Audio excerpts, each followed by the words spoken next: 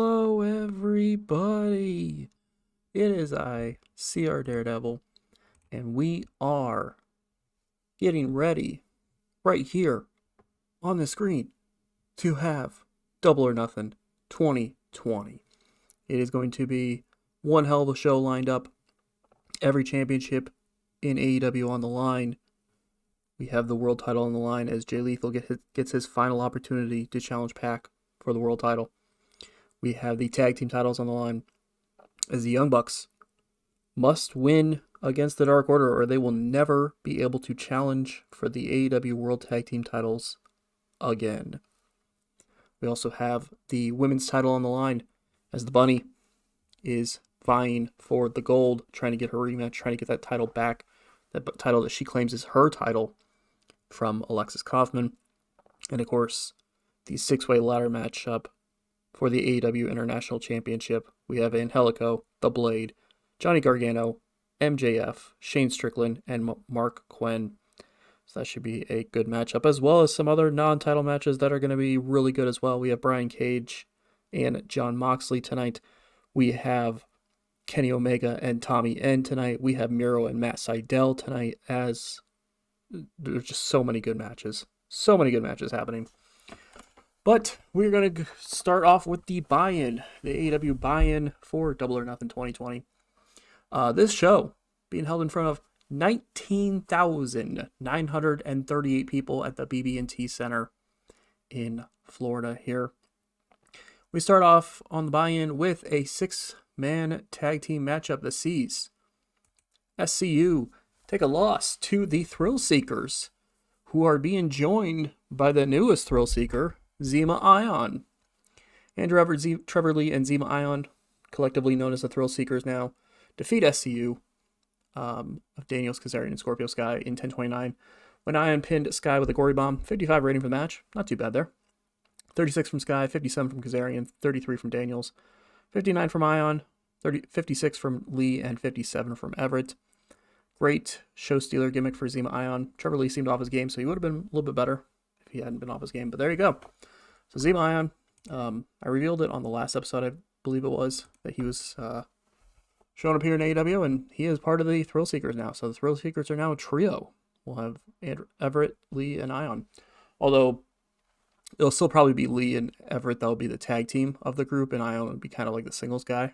But we'll have to see. You know, it'll be kind of one of those interchangeable things, kind of like how, kind of like in real life, we've got like, you got like Top Flight and Action Andretti, where like they all do single stuff and then they team up together, but the main kind of tag team is Top Flight, and you know, that kind of thing. But there you go, 55 rating here, as the crowd is getting excited here.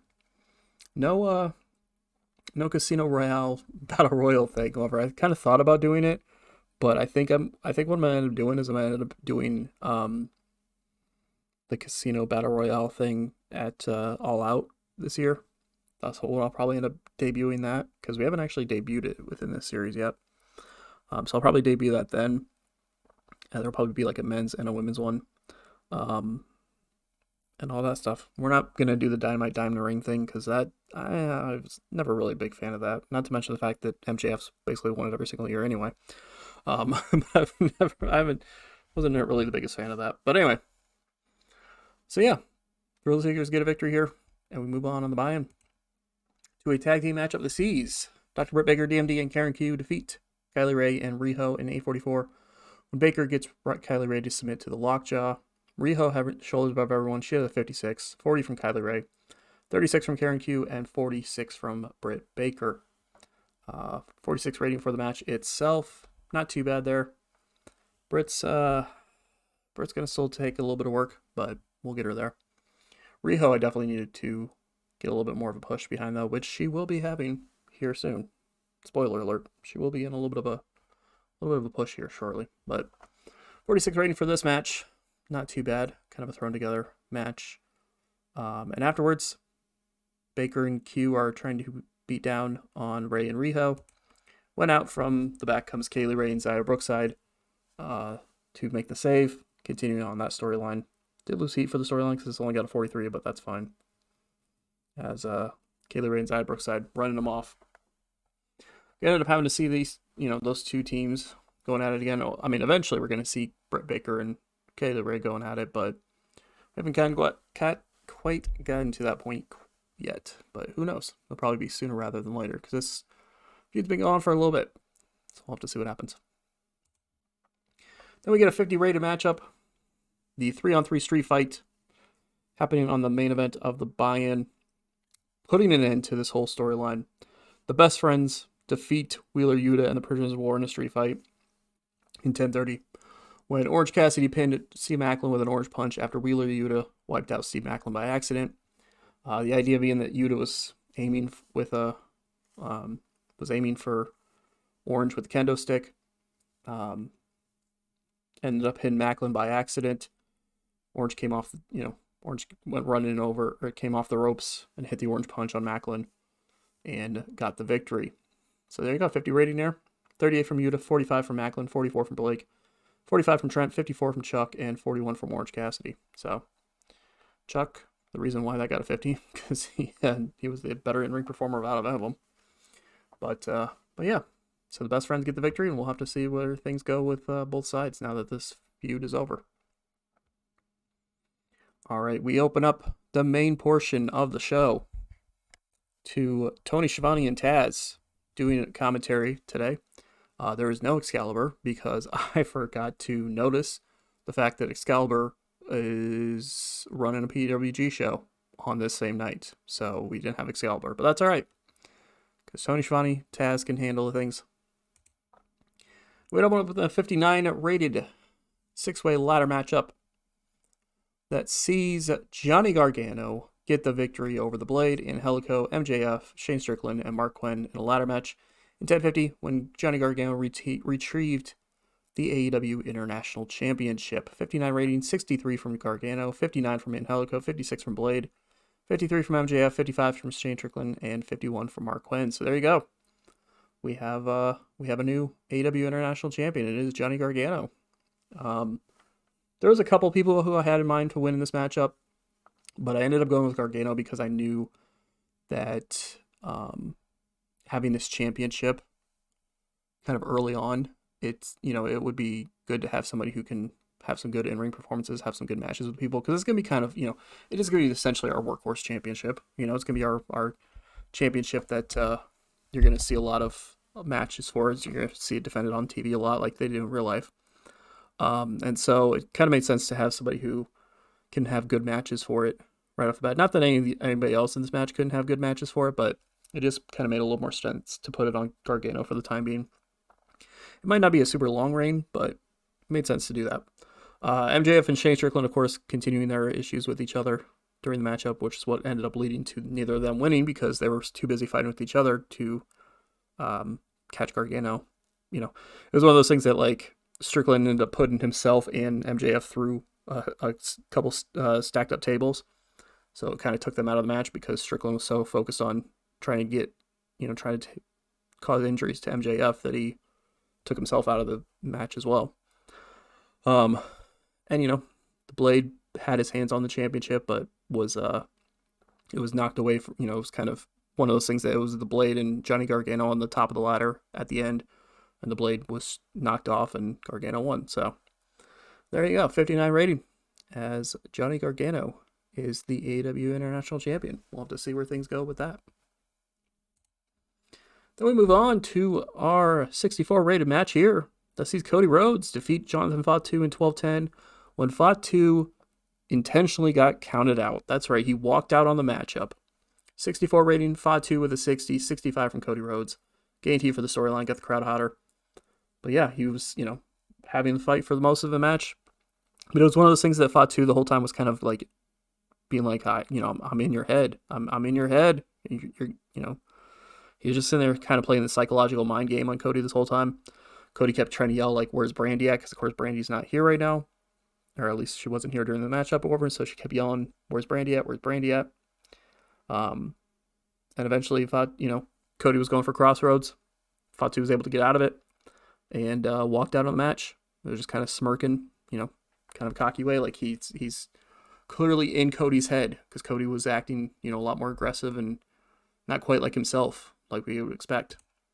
And afterwards, he walks up the ramp with a smirk on his face, as Brandy is officially at the arena, but she's not in this portion. She's not in the main portion of the arena.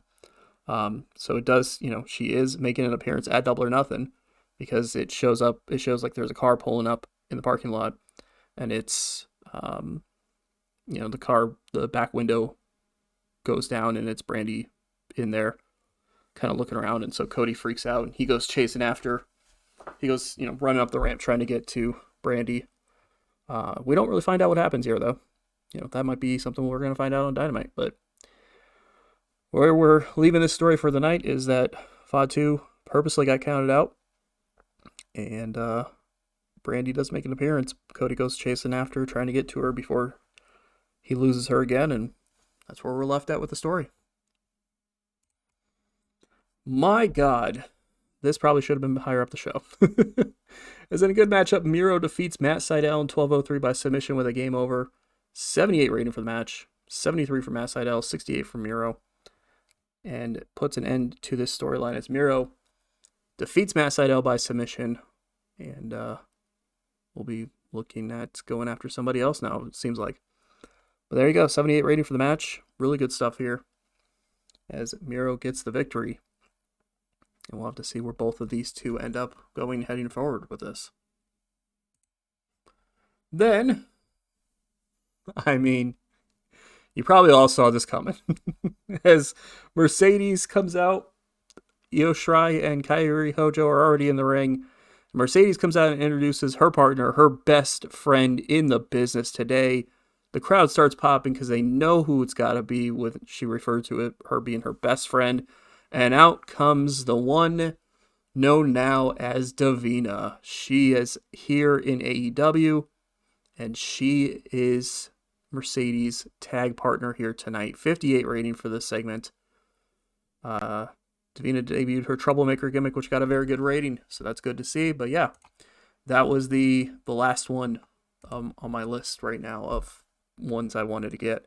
At this point, I don't plan on getting anybody else from WWE. Probably won't be hiring a lot of other independent people either, except for maybe like one-off things here and there.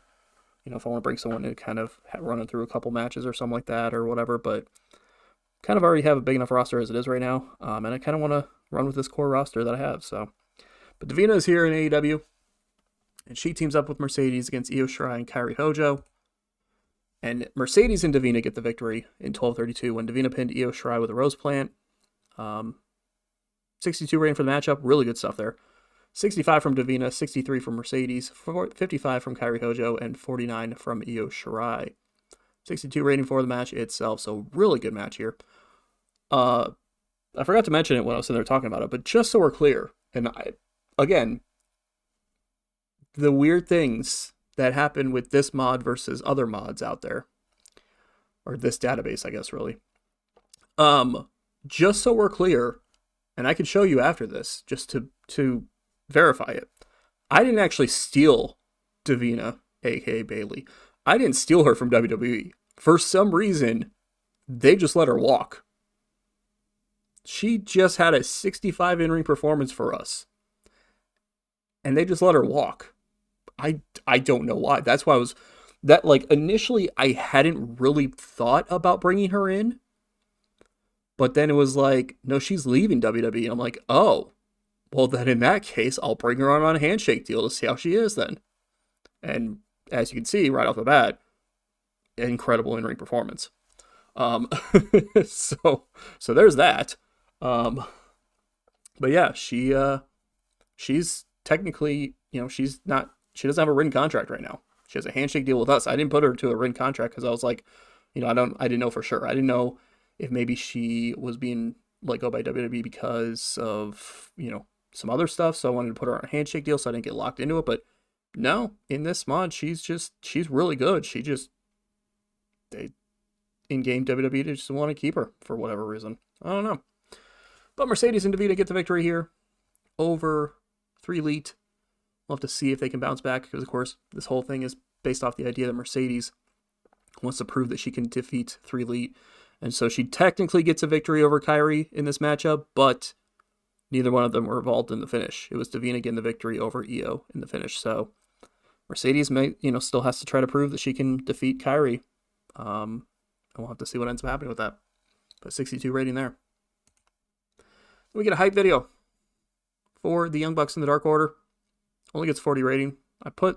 There's a few hype videos tonight, and I put them on minor impact because I didn't want them lowering any heat for the storylines. But I still wanted to have some hype videos because it kind of made sense, especially with the ones I did the hype videos for. Kind of makes sense. So it's kind of going over the fact that the Young Bucks, multiple time tag team champions, helping found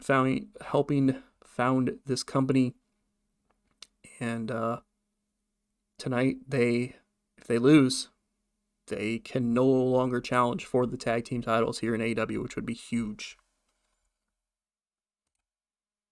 And as you can see, it doesn't matter because the Young Bucks in 1350 defeat the Dark Order when Matt Jackson pinned Evil Uno with a Meltzer driver to win the AEW World Tag Team titles. 67 rating for the matchup, 69 from Nick Jackson, 62 from Matt Jackson, 46 from Evil Uno, and 69 from Stu Grayson. Evil Uno kind of struggling in this. I have some plans. But there you go. The Young Bucks are the new AEW World Tag Team Champions in a 67 rated matchup. So we have a new international champion, although technically we didn't have one heading into the match to the night to begin with. And we have new tag team champions, which doesn't bode well for the other two champions here tonight.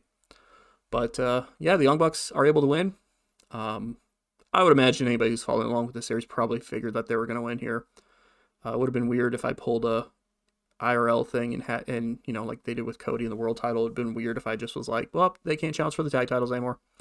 But that at the same time, the Dark Order had a decent run. They had them since All Out. So in game wise, that was about 9 months ish around there. So that's not bad at all. But we have new tag team champions in the Young Bucks, and we'll have to kind of see what happens with that. I mean, now there's going to be a lot of teams that they can defend against and that kind of thing. So we'll see what happens. And then just afterwards, they just celebrate their victory to 56 rating. The crowd's going crazy. They're excited because they really still like the Young Bucks, and so they're cheering for them. That kind of thing. Then in a 70 rated matchup, we have a lot of great matches here tonight. And about the good wrestling, decent interaction from the crowd. In a bit of an upset, Brian Cage defeats Jon Moxley in 12-24 by pinfall to Weapon X. Of course, the story of this matchup heading into this, one of the stories of the match heading into this, the main, the feud itself was just because they just like to fight with each other. They just both like to fight. Moxley wanted to have a brawl, wanted to have a real fight with people here in AEW, and Cage stepped up to accept the fight. But part of the story heading into this, too, was that Brian Cage could never seem to get the job done on pay-per-view. He did win a Double or Nothing last year, but that was against, I think it was Jungle Boy. So it was just kind of like I don't think there was any story behind it. I think it was just, here's this matchup. Oh, Brian Cage wins. But every other time that he's been on pay-per-view so far, he's lost. He lost to Cody Rhodes. He lost to Kenny Omega. He lost whenever the lights were shining bright on him, so to speak. And so he was able to pull off a victory here. A huge, kind of a very surprising upset in a way here over Jon Moxley in 12-24. 70 rating for the match, 71 from Moxley, 63 from Brian Cage. That's Cage making it clear that he can beat Jon Moxley, and he does it here tonight. Then after that, this got a 48 because Guevara can't do that well of entertainment, to be expected. As the Inner Circle, Sammy Guevara and Jake Hager are backstage, and they're just like, what the hell are we going to do about Jericho, man? Like, we were supposed to be on top of the world. We had, Chris was seconds away from winning the world title, and then you were seconds away from winning the world title, talking to Jake, and like, we're supposed to be on top of the world, and now we're becoming a laughingstock in this company. Like, what the hell, man? Like, what? Jake's like, yeah, I know. Like, this is getting ridiculous. We got to figure out something. And as they're sitting there discussing it, the camera kind of pans back. They're in a room kind of discussing all this, and the camera pans back to outside of the room where you see Chris Jericho just kind of standing there outside the doorway, kind of hearing all this and just, kind of a little sad. He's sad about this. He's sad about the fact that that his buddies are, talking like this. So everybody's kind of like, oh, like they weren't expecting Chris to be kind of hurt like this, because of course, Chris has been doing this whole like he's really happy and he's ignoring the losses because they're doing so great, but like now he's finding out that his allies are thinking this way. So we'll have to see where things go with that. We get 44 rated video airing, hyping up the feud between the Bunny and Alexis Kaufman. Of course, kind of talking about how the Bunny was able to retain the championship over Alexis in their first matchup with each other. And then they had the 4-way matchup and Alexis won that one. And the feud has been going on for a little bit now. And it's being billed as being coming to an end here tonight. One of these women will leave with the AEW Women's World Championship. The other will leave disappointed and will not be getting another title shot at the moment, kind of thing. It'll be, it's kind of like things are coming to an end between these two, is what they're kind of building up as.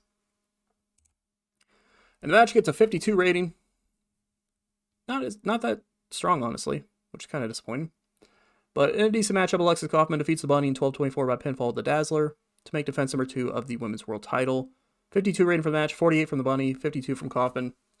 Puts an end to the storyline here. So Alexis Kaufman has defeated the Bunny and will be moving on from that. Hoping for a little bit better rating, being completely honest here. I'm going to have to check I think I checked it after the last episode, but I'm going to have to check because I feel like the Bunny's slowly not doing as well in ring. And maybe it's just because her popularity's going down because, she isn't the champion anymore and she's been taking, she's had a couple of losses since then, but it feels like her in-ring performances just aren't quite up there anymore. So she might be starting to have her skills decline a little bit. But there you go. Alexis Kaufman retains the championship, and we'll have to see who is next in line for the Women's World title. We get a 69 rated segment backstage. See Tyler Black standing by watching the show. Kind of chuckling a little bit about some stuff, kind of talking out loud to himself. He's like, Mox lost earlier. God, that's, man, what a joke he is, man. Like that, and kind of making a few comments here and there about this stuff, and then seemingly from out of nowhere, El Generico's like right next to him, like he's like Black's just kind of like saying all this stuff, and then he like stops and he just kind of looks confused, and he looks to his side and it's like, the hell, like Generico's just standing there, and Tyler's like, how long have you been standing there? Generico's like, ¿Qué? Speaking Spanish. Tyler Black's like, what? I don't have time to deal with idiots like you. Go away. And he kind of pie faces him away and walks off in the other direction. So, and camera goes back to Generico, who doesn't seem to take that too happy at all. He's kind of a little, obviously upset about this. So, might be something brewing between these two. We'll have to see what that leads to in the future. But there you go. 69 rated segment. Very nice stuff here. As you see, it starts a storyline. See, I mentioned I had something for Generico coming up. I just had to get the pieces in place. Then we get a 72 rated matchup. That's really good, honestly. Kenny Omega has a gimmick that's getting stale, so I have to remember that. But this match got the crowd buzzing, as in another upset, not only does Jon Moxley lose tonight, but Kenny Omega takes a loss tonight, as he is defeated by the still undefeated Tommy End, who defeats him in 13-24 by pinfall with Black Mass, thanks to the distraction from Thea Trinidad. 63 from Tommy End, 72 from Kenny Omega. Gained heat for the storyline there, which I believe comes to an end in the next segment anyway. But there you go, 72 rating as Tommy End has defeated Kenny Omega. So where does this leave with things with Omega now? Like, he thought he was, on top of the world. He defeated Brian Cage. He was standing tall, proving himself everywhere. And then this whole thing with Tommy End happened. And, mist got sprayed in his face and was able to kind of get into his head psychologically, and now he takes a loss here on pay-per-view. So we'll have to see where things go with Kenny Omega heading forward. And on the flip side, despite the Dark Order failing time and time again tonight, the Blade failed to win, Uno and Grayson failed to win, the Bunny failed to win. Tommy End managed to get the victory and managed to stay undefeated. So you gotta imagine there's gonna be some issues with the Dark Order as we head forward to Wednesday on Dynamite, because that the Dark Order only got one victory tonight. They were confident about getting the victory across the board tonight, and they only got one victory out of 4 matches. I'll have to see where things go with that.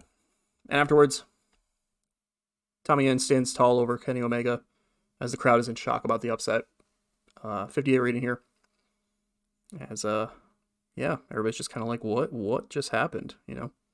Storyline come to an end. We're not doing the Elite versus the Dark Order anymore because I have plans for both sides. But it'll be one of those things that we'll obviously run things back in the future. In the future at some point, we'll probably do Omega and End again, and obviously at some point in the future we'll probably do the Bucks and the Dark Order again. It's just one of those things that for now, I've been doing the Bucks I've been doing the some variation of the Elite versus the Dark Order for months now, so I kind of want to get away from that and explore things with both sides from a different angle. So, but 58 rating here. Love to see where things go with Kenny Omega heading forward. Can he bounce back from this? Then we get a video hyping up the main event. Jay Lethal and Pac for the AEW World Championship. Pac has been the champion since the beginning, since that championship became a thing. He has had incredible matches with so many people along the way. He defeated Jay Lethal one-on-one, although Lethal technically had a gripe from that because Lethal only lost because of Samoa Joe's distraction in that matchup, supposedly. Then they had the triple threat match with Samoa Joe involved, and Pac won that, but he did pin Samoa Joe in it. So now the idea is that here tonight, Lethal's getting his final shot at the AEW World title, not like final like ever, but just, like you're getting one more opportunity and that's it. Next time you're going to have to kind of earn it kind of thing. So here we go. Jay Lethal and Pac, one-on-one. And in an 82 rated matchup, a match that actually deserved better announcing, so it would have been better if we had a better announcing for it. Jay Lethal defeats Pac in 15:49 by pinfall with a lethal injection to become the new AEW World Champion. 82 rating, 66 from Lethal, 88 from Pac. My God, he is easily our best in-ring performer in our company right now. So you might be asking, well, Daredevil, why the hell did you take the title off him just now? Well, I have plans. I have plans. But there you go. So we have a new AEW World Champion as Jay Lethal has defeated Pac to become the new AEW World Champion. 82 rating here. 66 from Lethal, 88 from Pac. Putting an end to the storyline with Lethal and Pac over. That's the end of it. We're not... At some point in time, we might get another rematch between these two, but for the time being, that's it. Pac lost, and, he's going to have to try to earn an opportunity at the title again. Because in theory, even though we have granted it, it seems like, in theory, we don't grant rematches in this. The only reason why Lethal got a rematch to begin with is because Pac was like, I have no problem fighting you again. But it's one of those things that we're kind of introducing, like we need to stop with the automatic rematches just because you lost the title. Like you got to earn that shot at the title again, kind of thing. So, but there you go. Lethal gets the victory, and Jay Lethal is your new AEW World Champion. So this was a night where only one title was retained, and it was Alexis Kaufman's AEW Women's World Championship. Show itself gets a 78 rating. Let's go. Very strong stuff here. A lot of really good segments and matches on the show. Some title changes, all that kind of stuff. Really good to see. And there you go.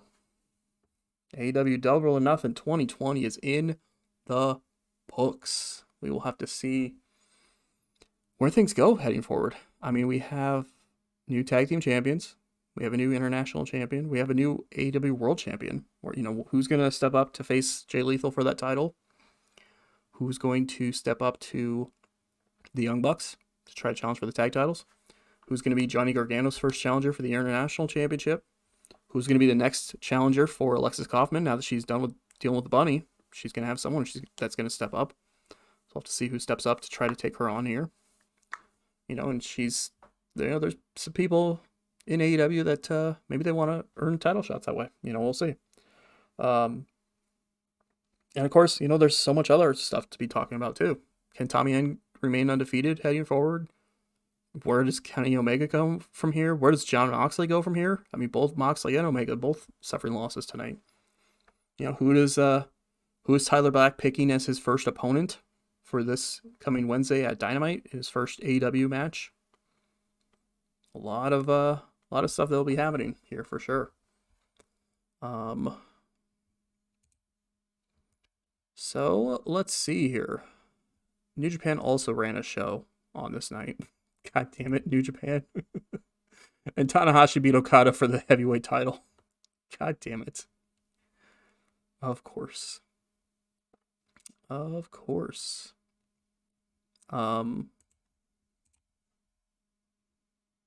Yeah, that's kind of what I figured. We only had 10,000 people, 10,466 people that bought the show. So that's really rough. I don't know what the heck happened there. I know we're only on Fight, but still. But I mean, technically it was still good for 6th on the night, I guess. But even Ring of Honor's show, although Ring of Honor might have been like just a regular TV show, so they might have had more viewers that way anyway. But Stardom did really good. What the heck? Stardom just went and had a ton of people watching. Good for them. But yeah, it was still good for us. Yeah, there's not really anything there I can spoil with anyway, but it was still good for us. As you see, our best show we've ever done at a 78. 3 points higher than Fyter Fest, which was our best show at that point. Top matches of all time. The main event was our second best match of all time. So there's that there. Was there any other? Miro and Matt Sydal got 8th all time.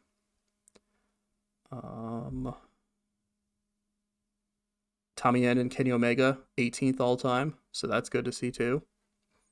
So three matches in the top 20 of all time for that.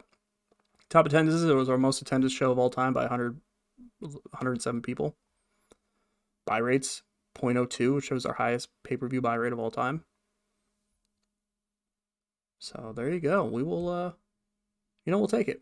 We're getting there. It was our most bought pay-per-view of all time. Even with it only being 10,000 people that bought it, it was still our most bought pay-per-view of all time. So I will, I'll take it. I will take it. Just to verify, I know all of you out there probably trust me, but just to verify, like I said, she's in a handshake deal. She left WWE, just decided, you know what, we're not going to bring her back. I mean, yes, it says that she was hired by us first, but it says on a handshake deal. Like, WWE is just like, yeah, we're not going to renew her contract. So I don't know why. I mean, these skills are not bad. And she's continuing to get better, as you see there. Like, her brawling skill went up. She has 100 basics, which is absolutely insane. So, like, she's still good. So I have no idea why they were like, yeah, we're good. We're not renewing. It's like, what, how, like, why?